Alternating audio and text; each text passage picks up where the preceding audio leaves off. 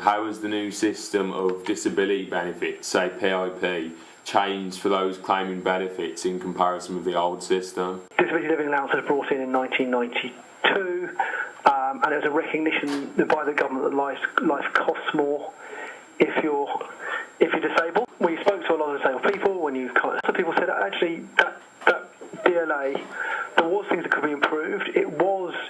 It did need improving. Should we go and look at changing it? People's lives had changed quite dramatically over 20 years. So it was kind of right, the government should take a look at. I think one of the main issues for us as a disability charity is the government kind of started in the wrong place.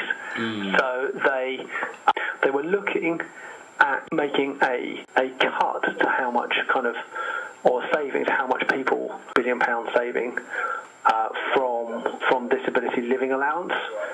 So if the costs, if you take them forward to about 2018, with the introduction of PIP, that will be about £2 billion less. So from our position, they kind of started in the wrong place. They started with like a cut and went backwards. And that means somewhere in the order of about 600,000 people who need this lifeline, to help them with the extra costs of living, they would miss out. And that comes from the government's own impact assessment. Take an example of if you have a wheelchair user who lives in a rural area and isn't on an accessible bus route, their cost of getting around will be much more expensive than somebody with exactly the same condition living in an accessible tube station. They've tightened up the rules on eligibility. The PIP criteria is that, it states only people who can stand and then move more than a metre but no more than 20 metres, either aided or unaided, will qualify for the enhanced rate of mobility. Now previously that was 50 metres, and a lot, I think if you're talking to disabled people, talking to disabled people's groups, they'll probably tell you actually there's somebody might be able to walk 21 metres, but then they might have to stop and spend the next week a week lying down or something like that. Claim PIP because of, say, the way it's changed. Of the kind of attention and focus has been on the delays to the PIP system. So it's taking people quite a long time to go through the process, and I think that's because it just took because they introduced payments, and they took roughly. There is quite a bit of information out there. The Scope has an advice line that helpline that people can phone up. There's disability information advice lines, there's citizens advice bureaus. The government website will have quite a bit of information about the timetable of where things will happen. So there is information out there of what to do and where to go. You just kind of have to look for it. What's happening. When we speak to people who've experienced delays, one of the things they'll talk about is actually that not knowing when things are happening, not knowing when they're who's dealing with their form, when we're dealing with, when the award we made, what's the decision, what's the process, how they got there. That's those type of things are when I've spoken to people that they've said to me. I've saw a lot of articles sort of documenting sort of how people are finding PIP, and would you say it's an overstatement to say that PIP is contributing to the decline of, say, disabled people's living standards? Well, we've looked into this area a bit in a bit more depth. We found that on average, the average disabled person spends about £550 a month extra on disability-related costs. If you get the maximum for PIP, I think it comes up to something like £360 a month. Yeah. So that's immediately a shortfall of about 200 quid. I mean, about 1 in 10 disabled people have extra costs of about £1,000 a month. Yeah.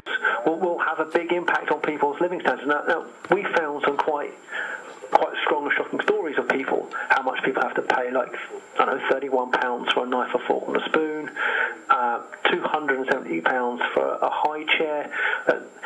That's only been slightly adapted for a high chair that costs 50 quid. Yeah. So it's, and so people have been paying double the fare for taxis for taking the same journey. So there's quite clearly gaps where the market isn't quite working properly for disabled people. And we've set up a commission over the next year or so to take a closer look at that and see where the market's failing and how we can kind of make recommendations to make it work more efficiently, make it more innovative, but crucially, how can we kind of make disabled people a bit savvier consumers as well? Yeah, so would you say claimants sort of feel like they're almost being punished by the government then, sort of, if they're having, say, less money to spend and less money available? It's a bit of a stretch to say people are being garnish. I think Okay. you can point out what the benefits for. You can take a look at actually that the rollout hasn't gone as smoothly as it probably should have done. Yeah. There are question marks over the test. Does it really look at where people incur costs? Has it been tightened up too much that people who kind of need support with extra costs won't get it? I think those are definitely things to look at. I don't say that PIP is an improvement on DLA, or was it say a change that just wasn't necessary? I think a lot of people thought at the time that some kind of change was necessary to disability living allowance.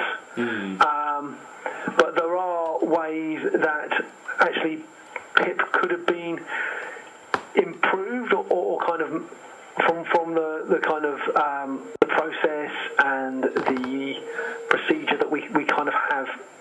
Yeah. We have now, so we quite have long delays. People are waiting a long time to get their benefit and the support they need to be able to live their lives. We have a test that could be better, could take closer at how and where disabled people incur costs. And the government probably want to start in a slightly different place, not start with a cut or how we can bring the budget down, but rather thinking actually what it is disabled people spend money on, where does the money need to go, and then take things from there.